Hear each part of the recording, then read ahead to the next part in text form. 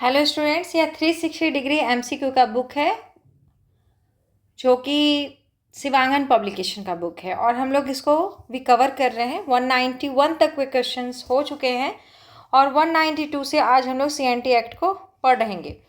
तो 192 number question को पढ़िए। छोटानागपुर काश्तकारी अधिनियम 1908 में प्रतिवादी द्वारा वादी को पहले भुगतान ना करके न्यायालय में भुगतान किया जाना किस धारा में है? तो यह है धारा 173 में। ठीक है। छोटानागपुर काश्तकारी अधिनियम 1908 में प्रतिवादी द्वारा वादी को पहले भुगतान ना करके न्यायालय में भुगतान किया जाना, यह धारा 173 में लिखा हुआ है। 193 नंबर क्वेश्चन। छोटानागपुर काश्तकारी अधिनियम 1908 में न्यायालय में भुगताई गई राशि पर ब्याज का प्रतिषेध किस धारा में है? तो यह है 174 में। छोटानागपुर काश्तकारी अधिनियम 1908 में न्यायालय में भुगतान की गई राशि पर ब्याज का प्रतिषेध धारा 174 में है, यानी कि न्यायालय में जो राशि दे दिया जाता है उस पर फिर ब्याज नहीं लगता। 194। छोटानागपुर काश्तकारी अधिनियम 1908 में लगानवाद में प्रतिवाद को प्रतिकर अधिनिर्णित करने की शक्ति किस धारा में है? तो इसका आंसर है डी, धारा 175। ठीक है। छोटानागपुर काश्तकारी अधिनियम 1908 में लगानवाद में प्रतिवादी को प्रतिकर अधिनिर्णित करने की शक्ति धारा 175 में है। ठीक है। 195 नंबर क्वेश्चन है कि छोटानागपुर काश्तकारी अधिनियम 1908 में लगानवाद में प्रतिवादी को प्रतिकर अधिनिर्णित करने की शक्ति किस धारा में है? तो आंसर है 176। छोटानागपुर काश्तकारी अधिनियम 1908 में लगानवाद में प्रतिवादी को प्रतिकर अधिनिर्णित करने की शक्ति 176 में है। अगला क्वेश्चन है, छोटानागपुर काश्तकारी अधिनियम 1908 में वह प्रक्रिया जहां लगान प्राप्ति के अधिकार का दावा अन्य व्यक्ति द्वारा किया जाए किस धारा में है? तो यह है धारा 177 में। छोटानागपुर काश्तकारी अधिनियम 1908 में वह प्रक्रिया जहां लगान प्राप्ति के अधिकार का दावा अन्य व्यक्ति द्वारा किया जाए धारा 177 में है। ऐसी स्थिति में अन्य व्यक्ति को भी वाद का एक पक्षकार बनाया जाता है। अगला क्वेश्चन देखेंगे 197।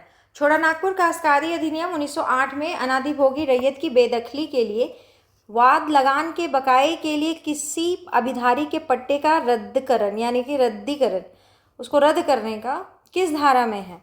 तो इसका ऑप्शंस आप देख लीजिए। तो इसका आंसर हो जाएगा धारा 178। ठीक है।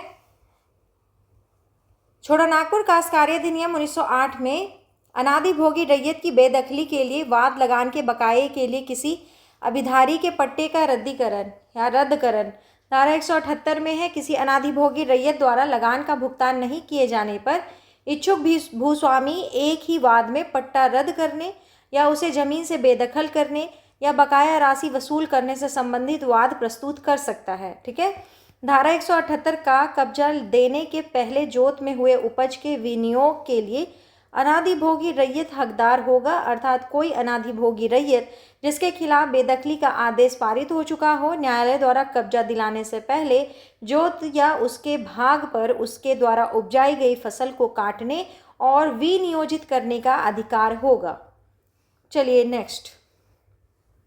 छोटानागपुर काश्तकारी अधिनियम 1908 में भूस्वामी द्वारा व्यतिक्रम करने पर उपायुक्त की रैयत को पट्टा देने की शक्ति किस धारा में है? तो धारा 179। छोटानागपुर काश्तकारी अधिनियम 1908 में भूस्वामी द्वारा व्यतिक्रम करने पर उपायुक्त की रैयत को पट्टा देने की शक्ति धारा 179 में है। यदि किसी रैयत को पट्टे की डिक्री दी जाए और भूस्वामी डिक्री की तिथि के 3 महीने बाद भी रैयत को पट्टा देने में असफल रहता है, तो ऐसी स्थिति में उपायुक्त अपने हस्ताक्षर और मुहर से रैयत को पट्टा दे सकते हैं और इसका भी वही कानूनी मूल्य होता है, मतलब कि इसका भी वही कानून के हिसाब से वैल्यू है। छोटानागपुर काश्तकारी अधिनियम 1908 में उस समय की प्रक्रिया जहां अभिधारी भूस्वामी को वचनबद्ध का प्रतिलेख काउंटर पार्ट एंगेजमेंट देने में असफल रहे किस धारा में है? तो यह है धारा 180। छोटानागपुर काश्तकारी अधिनियम 1908 में उस समय की प्रक्रिया जहां अभिधारी भूस्वामी को वचनबद्ध का प्रतिलेख देने में असफल रहे धारा 180 में है। ऐसी स्थिति में दावा और साक्ष्य को देखते हुए उपायुक्त अपने हस्ताक्षर एवं मुहर से वचनबद्ध का प्रतिलेख प्रदान कर सकते हैं।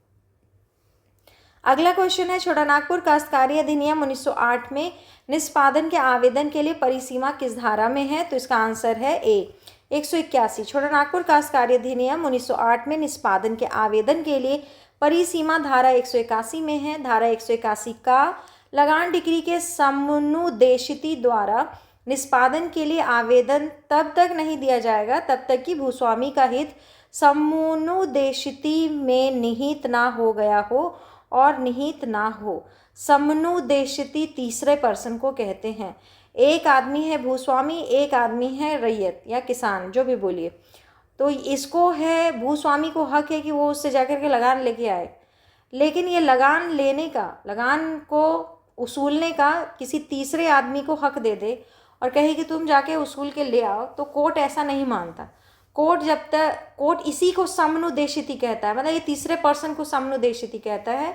और कोर्ट का कहना है कि जब तक वो भूस्वामी पूरा उसका भूस्वामी वाला हक ना हो तब तक वो किसी से लगान कलेक्ट नहीं कर सकता है। चलिए 201 छोटानागपुर काश्तकारी अधिनियम 1908 में डिक्री और आदेशों का निष्पादन किस न्यायालय द्वारा किया जाएगा, किस धारा में है? तो धारा 182 में है। छोटानागपुर काश्तकारी अधिनियम 1908 में डिक्री और आदेशों का निष्पादन किस न्यायालय द्वारा किया जाएगा? धारा 182 में है। डिक्री या आदेशों का निष्पादन उपायुक्त न्यायालय या किसी अन्य विहित न्यायालय द्वारा किया जाएगा। चलिए छोटानागपुर काश्तकारी अधिनियम 1908 में निष्पादन के आवेदन का प्रारूप किस धारा में है? तो यह है धारा 183। छोटानागपुर काश्तकारी अधिनियम 1908 में निष्पादन के आवेदन का प्रारूप धारा 183 में है। उपायुक्त द्वारा पारित आदेश या डिक्री का निष्पादन लिखित रूप में होगा। अगला क्वेश्चन देखिए, छोटानागपुर काश्तकारी अधिनियम 1908 में निष्पादन की आदेशिका का जारी किया जाना किस धारा में है? तो इसका आंसर है धारा 184। छोटानागपुर काश्तकारी अधिनियम 1908 में निष्पादन की आदेशिका का जारी किया जाना धारा 184 में है। निष्पादन की आदेशिका या तो निर्णित ऋणी के स्वयं के प्रति या उसकी संपत्ति के प्रति जारी की जाएगी, किंतु एक ही समय में दोनों के प्रति नहीं जारी की जा सकती। ठीक है। चलिए छोटानागपुर काश्तकारी अधिनियम 1908 में व्यक्ति या जंगम संपत्ति के प्रति निष्पादन वारंट का रूप किस धारा में है? तो इसका आंसर है 185। छोटानागपुर काश्तकारी अधिनियम 1908 में व्यक्ति या जंगम संपत्ति के प्रति निष्पादन वारंट का रूप धारा 185 में है। किसी निर्णित ऋणी के स्वयं या जंगम संपत्ति के प्रति प्रत्येक निष्पादन वारंट विहित प्रारूप में रहेगा। पूरा अगर समझना है तो आप वो वाला वीडियो देखिए जिसमें CNT को हम लोग कवर कर रहे हैं उड़ान पब्लिकेशन से। ठीक है। छोटानागपुर काश्तकारी अधिनियम 1908 में कुर्की और विक्रय से छूट किस धारा में है? तो इसका आंसर है धारा 186। छोटानागपुर काश्तकारी अधिनियम 1908 में कुर्की और विक्रय से छूट धारा 186 में है। उपायुक्त द्वारा जारी आदेश को लागू करते समय कुर्की या विक्रय प्रक्रिया के दौरान निम्न वस्तुओं पर छूट होगा। किस किस पर छूट होगा? निर्णित ऋणी, उसकी पत्नी और उसके बच्चों के वस्त्र और बिस्तर। मतलब क्या आप घर से नहीं ले जा सकते कुर्की के समय, तो जिस आदमी के लिए ये आया है वो उसकी पत्नी, उसके बच्चों के कपड़े और बिस्तर नहीं ले जाना है। कृषि कर्म और औजार या उपकरण और मवेशी और बीज ये सब नहीं घर से ले जाना है। घर की सामग्री और भवन, लेखा बही, उसके पास जो है श्रमिकों तथा घरेलू सेवकों की मजदूरी के लिए जो पैसा रखा हो, भावी भरण पोषण का अधिकार जो है वो सब नहीं ले जा सकते। धारा 186 का डिक्रियों के निष्पादन पर प्रतिबंध किसी डिक्री में निष्पादन में किसी रैयत या दर रैयत को जेल में निरुद्ध नहीं किया जाएगा, यानी उसको जेल नहीं डाला जा सकता है। साथ ही उसके दखल, घर या दूसरे भवन और उसकी सामग्री या फिर उससे सटी कोई आवश्यक भूमि की भी बिक्री नहीं की जा सकती है।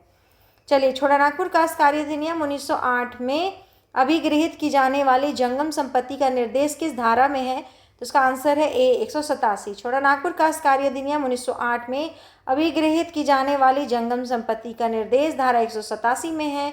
इस संदर्भ में निर्देश है कि ऋणी द्वारा दी गई जंगम संपत्ति की सूची अगर लेनदार ना ले तो उसके रकम के बराबर दूसरे अभिग्रहण हेतु आवेदन कर सकता है। साथ ही किसी भी दशा में लेनदार प्राप्त संपत्ति का ब्यौरा वारंट निष्पादन पदाधिकारी को अवश्य देगा। चलिए आगे। छोटानागपुर काश्तकारी अधिनियम 1908 में निष्पादन वारंट की कालावधि किस धारा में है? तो इसका सही आंसर है B 188। छोटानागपुर काश्तकारी अधिनियम 1908 में निष्पादन वारंट की कला अवधि धारा 188 में है। निष्पादन वारंट की तिथि उपायुक्त के हस्ताक्षर वाले दिन से निर्धारित होगी। वह 60 दिन तक प्रभावी रहेगी, 60 दिन से ज़्यादा नहीं। छोटा नागपुर काश्तकारी अधिनियम 1908 में द्वितीय और उत्तरोत्तर निष्पादन वारंट किस धारा में है? यानी कि एक वारंट लिए, उसका टाइम खत्म हो गया तो दूसरा वारंट भी हम जारी करा सकते हैं, इशू करवा सकते हैं, और दूसरे में भी काम नहीं होता है तो फिर तीसरा, चौथा, इस तरह से उसके पीछे और भी जितना भी वारंट है उसको निकलवाया जा सकता है, यही कह रहा है। तो धारा है 189। छोटा नागपुर काश्तकारी अधिनियम 1908 में द्वितीय और उत्तरोत्तर निष्पादन वारंट धारा 189 में है। यह प्रथम वारंट की समाप्ति के पश्चात उपायुक्त द्वारा जारी किया जाता है, क्योंकि वो 2 महीने में 60 दिन में तो समाप्त हो जाता है। छोटा नागपुर काश्तकारी अधिनियम 1908 में निष्पादन वारंट जारी करने के पूर्व सूचना कब दी जाएगी, किस धारा में है? ठीक है, वारंट जारी करने के बाद सूचना दिया जाता है, जिसके लिए वारंट निकल रहा है उसको, है ना। तो ये कह रहा है छोटा नागपुर काश्तकारी अधिनियम 1908 में निष्पादन वारंट जारी करने के पूर्व सूचना कब दी जाएगी? धारा 190 में है, निष्पादन वारंट जारी करने की पूर्व सूचना डिक्री या आदेश के 1 वर्ष से अधिक अवधि बीत जाने के बाद दी जाएगी। अगला है छोटा नागपुर काश्तकारी अधिनियम 1908 में निर्णित ऋणी के गिरफ्तार कर लिए जाने पर प्रक्रिया किस धारा में है? तो ये है ए 191। छोटा नागपुर काश्तकारी अधिनियम 1908 में निर्णित ऋणी के गिरफ्तार कर लिए जाने पर प्रक्रिया धारा 191 में है। किसी धन का भुगतान संबंधित डिक्री के निष्पादन में निर्णित ऋणी को गिरफ्तार किया जा सकता है। इसके लिए निम्न स्थितियां लागू होती हैं। वह तुरंत पूरी राशि न्यायालय में जमा ना कर दे। दूसरा, लेनदार की भुगतान की राशि का व्यवस्था ना कर दे। या तीसरा, उपायुक्त को यह विश्वास ना दिला पाए कि वर्तमान समय में वह भुगतान करने में समर्थवान नहीं है। गिरफ्तार किए गए ऋणी को 50 रुपये तक की राशि हेतु अधिकतम 6 सप्ताह तथा इससे अधिक की राशि के भुगतान हेतु अधिकतम 6 महीने तक जेल में रखा जा सकता है। ठीक है, तो चलिए आगे। छोटा नागपुर काश्तकारी अधिनियम 1908 में जेल से मुक्त होने पर आगे की कार्रवाइयाँ किस धारा में है? तो ये सभी धारा 192 में है। क्या हो रहा है? 192 में है। छोटा नागपुर काश्तकारी अधिनियम 1908 में जेल से मुक्त होने पर आगे की कार्रवाइयाँ धारा 192 में है। नियम के अनुसार जेल से मुक्त निर्णित ऋणी को उसी आदेश के संदर्भ में दोबारा गिरफ्तार नहीं किया जा सकता। एक डिक्री, एक फैसला, एक आदेश पर एक बार अगर किसी को गिरफ्तार किया गया तो उसी पर दूसरी बार गिरफ्तारी नहीं होता है। निर्णित ऋणी को भुगतान की राशि 50 रुपये ही देना हो तो वह जेल की सजा काटने के बाद देनदारी से मुक्त हो सकता है, लेकिन 50 रुपये से अधिक की देनदारी निर्णित ऋणी को करना हो तो जेल से बाहर आने के बाद इसकी संपत्ति को कुर्की जब्ती की जा सकती है। 50 रुपये से कम होगा तो चलो जेल काटने के बाद माफ़, लेकिन 50 रुपये से ज़्यादा होगा तो फिर कुर्की जब्ती होगा। छोटा नागपुर काश्तकारी अधिनियम 1908 में बंदियों के निर्वाह के लिए आहार धन किस धारा में है? तो डाइट मनी के बारे में बोल रहा है, तो ये है आपका 1993। छोटा नागपुर काश्तकारी अधिनियम 1908 में बंदियों के निर्वाह के लिए आहार धन धारा 193 में है। जिस व्यक्ति ने निर्णित ऋणी के खिलाफ वारंट जारी करवाने हेतु आवेदन दिया हो वह वारंट जारी होने पर निर्णित ऋणी के बंदी काल में जीवन निर्वाह हेतु 3 दिनों का आहार धन उपायुक्त के निर्देशानुसार न्यायालय में जमा करेगा। 3 दिनों का नहीं, पूरा ही करता है। ठीक है, पहला बार में पहले महीना का, फिर हर महीना की पहली तारीख को।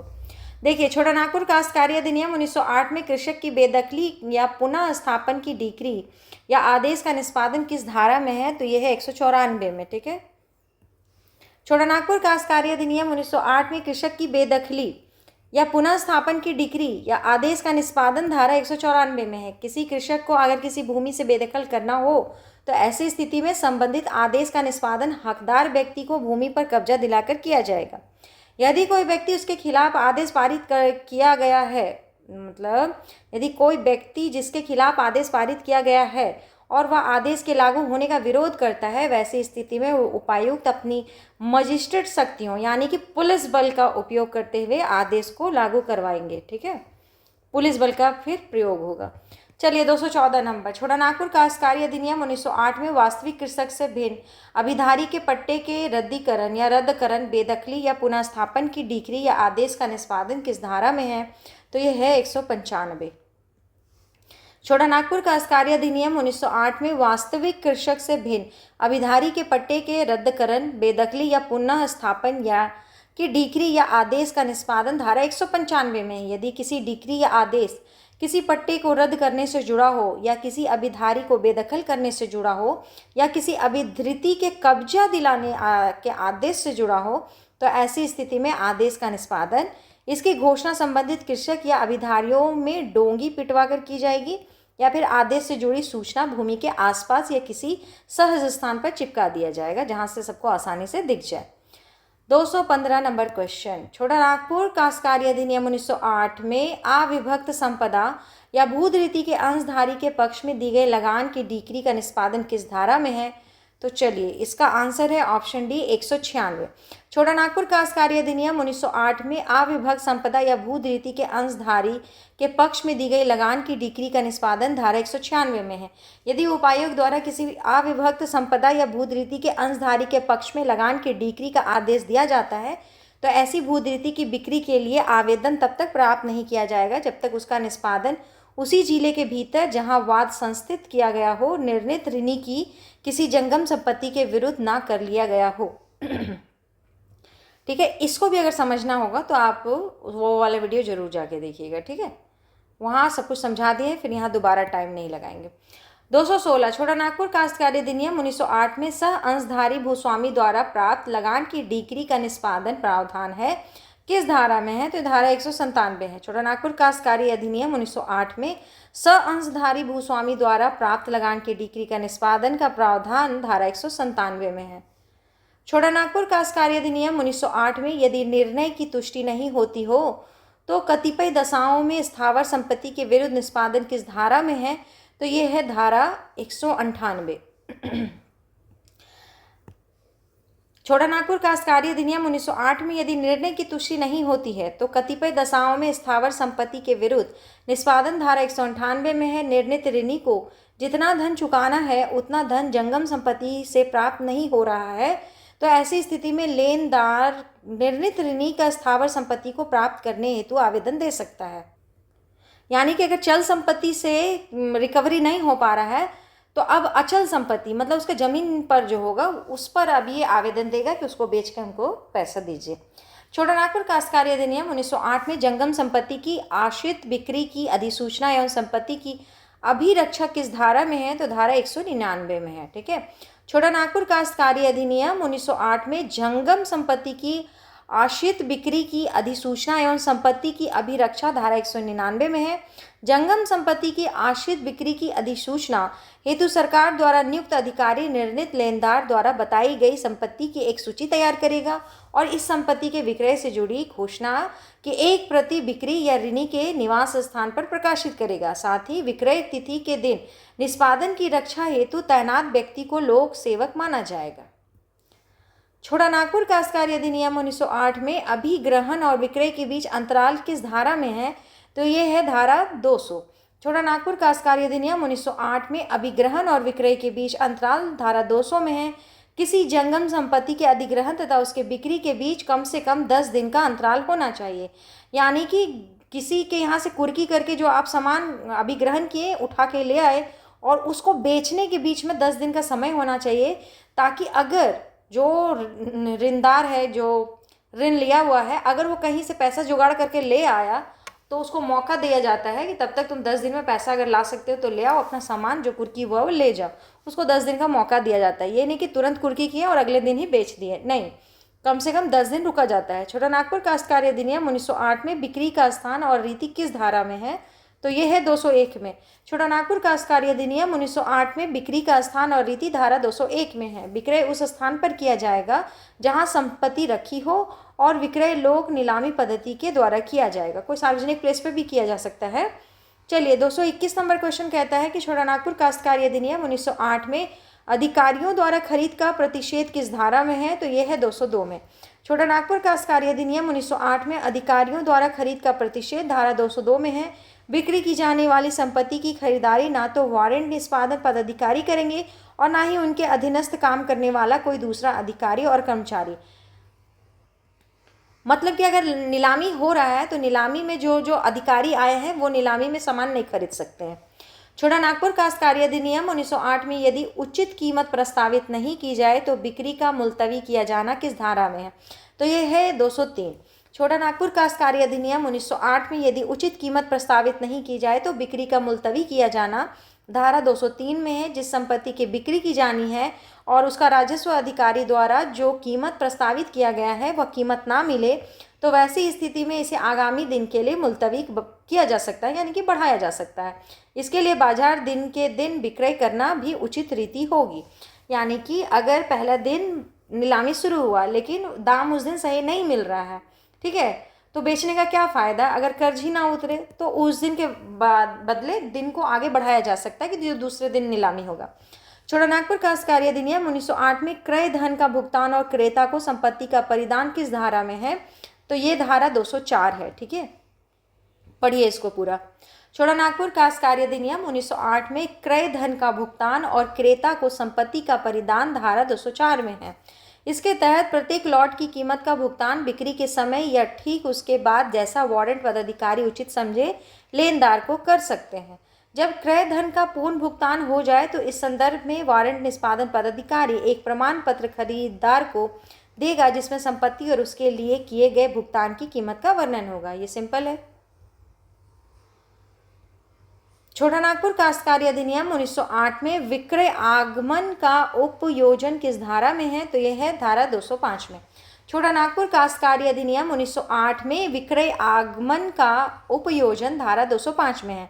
वारंट निष्पादन पदाधिकारी द्वारा किए गए विक्रय राशि में से प्रति रुपये में 1 आना राशि अपने पास रखकर उपायुक्त को भेज देगा ताकि वह यह राशि सरकार के खाते में जमा कर दे। पहले 1 रुपये में 16 आना होता था, अभी भी होता है।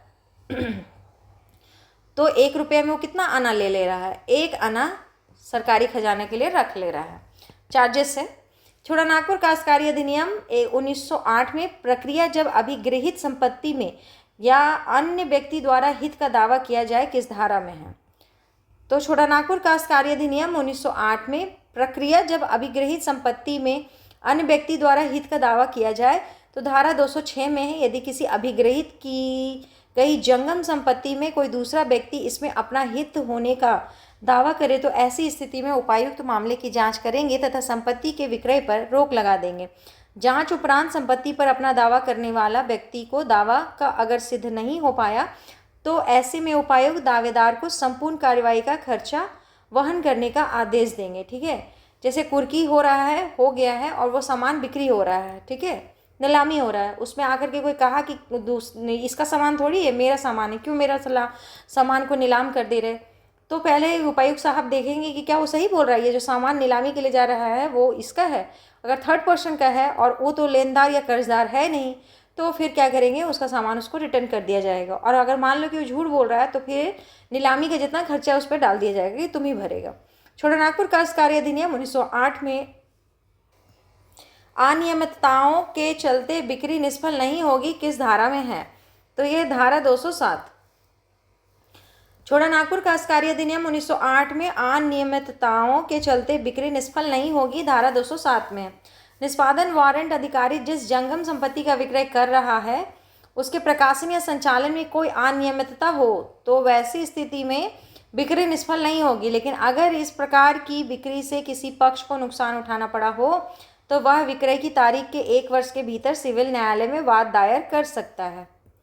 चलिए अगला, छोटा नागपुर काश्तकारी अधिनियम 1908 में लगान के बकाये की डिक्री के निष्पादन में भूधृति या जोत की बिक्री किस धारा में है, तो इसका आंसर हो जाएगा 208। छोटा नागपुर काश्तकारी अधिनियम 1908 में लगान के बकाये की डिक्री के निष्पादन में भूधृति या जोत की बिक्री धारा 208 में है। इस धारा के अनुसार जब किसी जोत के बकाया, आगे पढ़ना होगा, लगान हेतु उपायुक्त द्वारा डिक्री जारी किए जाए तो डिक्रीदार इस जोत की बिक्री हेतु उपायुक्त को आवेदन कर सकेगा तथा बेच सकेगा। यहाँ ध्यान देने योग्य बात यह है कि बिक्री की प्रक्रिया में किसी अनुसूचित जाति और अनुसूचित जनजाति के रैयत की जोत की बिक्री उस व्यक्ति को ही की जाएगी जो आदिवासी या अनुसूचित जाति का हो, साथ ही सबसे ऊंची बोली लगाई हो। यानी कि एसटी का ज़मीन एसटी को बेचना है, एससी का ज़मीन एससी को बेचना है। लेकिन नीलामी के दौरान ध्यान रखना है कि अगर मान लेते हैं कि हम लोग जस्ट इमेजिन कीजिए कि कोई एसटी का ज़मीन बेचा जा रहा है या नीलाम किया जा रहा है और दूसरा कोई एसटी आए ही नहीं जिन्होंने सही दाम लगाया हो, ठीक है, कोई ऊंची बोली लगाए नहीं।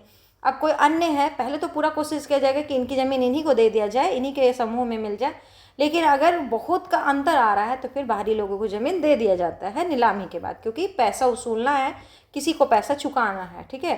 छोटानागपुर काश्तकारी अधिनियम 1908 में लगान डिक्री के निष्पादन में भूधृति या जोत अथवा उसके अंश की बिक्री में अपनाई जाने वाली प्रक्रिया का वर्णन है, किस धारा में है? तो ये है धारा 208 का।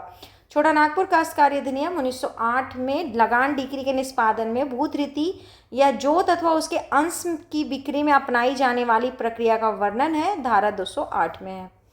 अगला, छोटानागपुर काश्तकारी अधिनियम 1908 में लगान डिक्री के निष्पादन में भूधृति या जोत अथवा उसके अंश की बिक्री में अपनाई जाने वाली प्रक्रिया का वर्णन किस धारा में है? तो यह है 208 खा। छोटानागपुर काश्तकारी अधिनियम 1908 में लगान डिक्री के निष्पादन में भूधृति या जोत अथवा उसके अंश की बिक्री में अपनाई जाने वाली प्रक्रिया का वर्णन है, धारा 208 खा में है। अगला चलेंगे 230 नंबर क्वेश्चन। छोटानागपुर काश्तकारी अधिनियम 1908 में क्रेता द्वारा कतिपय अपवाद सहित विलंगम मुक्त भूधृति या जोत का अर्जन किया जाना प्रस्तावित है, किस धारा में है? तो इसका सही आंसर क्या हो जाएगा? धारा 208 घ।